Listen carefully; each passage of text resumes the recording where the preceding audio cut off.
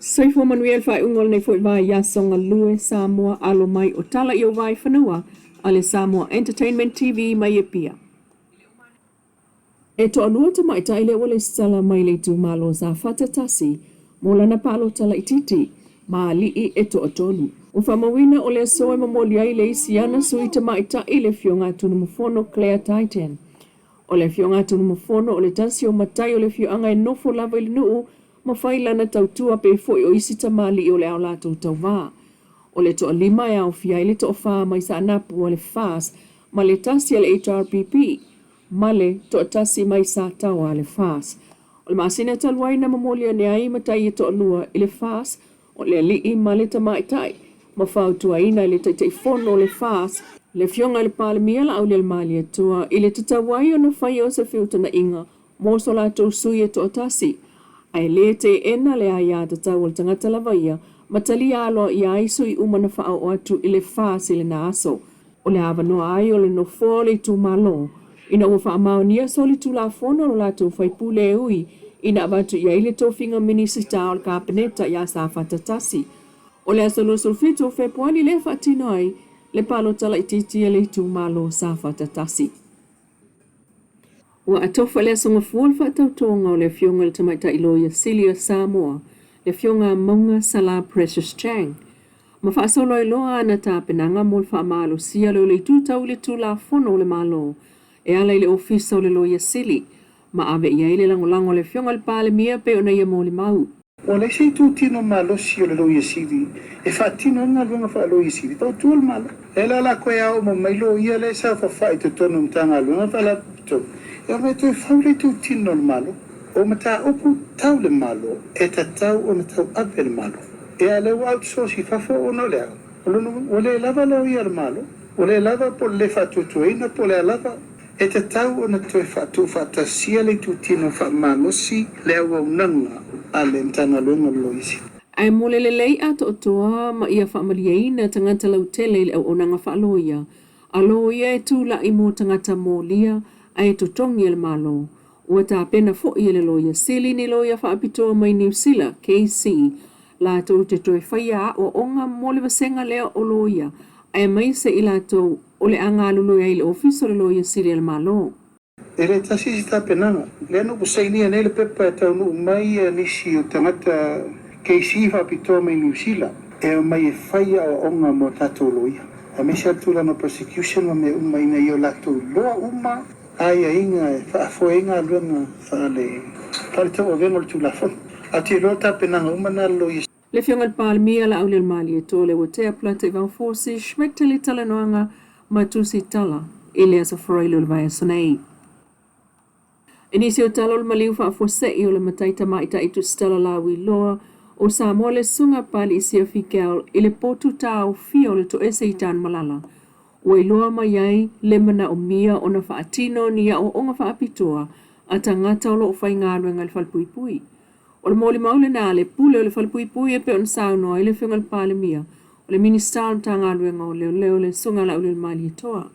Ai pe o tūlanga nā le i e temine te lele ngāruenga e te tauna whai talavona le pule le whalpuipui e te tauna mana o mia e leo le whalpuipui o na whai training.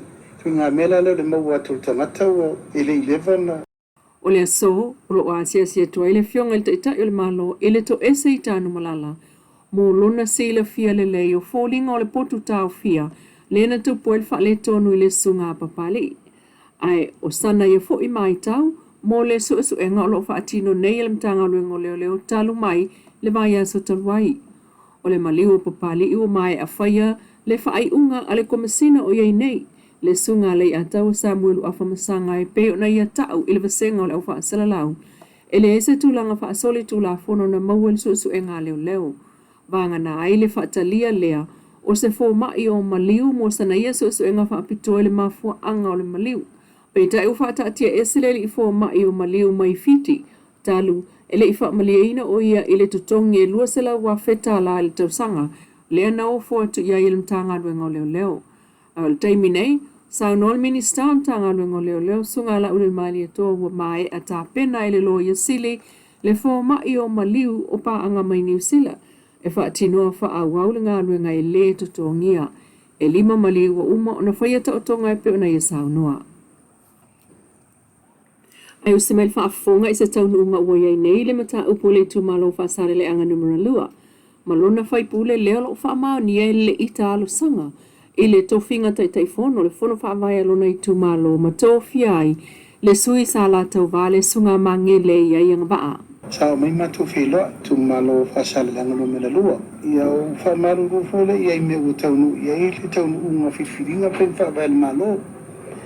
Ia mautu alalo i ai. O matau pu whalo tui whale, o swalo pule whalo tui whale. Tiu te ai o le malo, a watu le tina e, o i fwata pena matala noa, e lei so a vita uri lei sepa. Tonga fiti. Ai a wha uri uri toa ala se, nu upo se pito, nu upo se tu malo fo. Ia, o lai ala tau.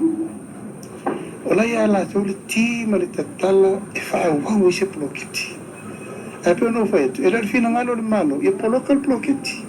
O le tau atangia mai whapea, wa ya el malo pule manuali fai pule ele ai se ne va pena wa ya to el malo pa wa tal sanga el malo o so le pule I fenga va vai o le wa vatu el malo o la fina mai lava fa mai pola me o le fi ai le fai pule li tu malo va sala le no me le lua o le tab ele ya pala na la ona fi mangele vem taita o fela le metua ye le malo ana pala I manu e se ato o tau lu mangol mele ya le mai tau tu lava ye lava o fe mai o te tau tala se sa pala ele ia pala na wai wan sa no atu le minista ele ia pala e o le lo la pala le sta la fai al tala al malo o tala fai o na ele ia pala le fi una le fai pule ya atal se ia le o mai tala fa pe ma te filo ile solua fa pe le o mana sol pule o le anga I luma le atina ingo li tu malo ma me whapena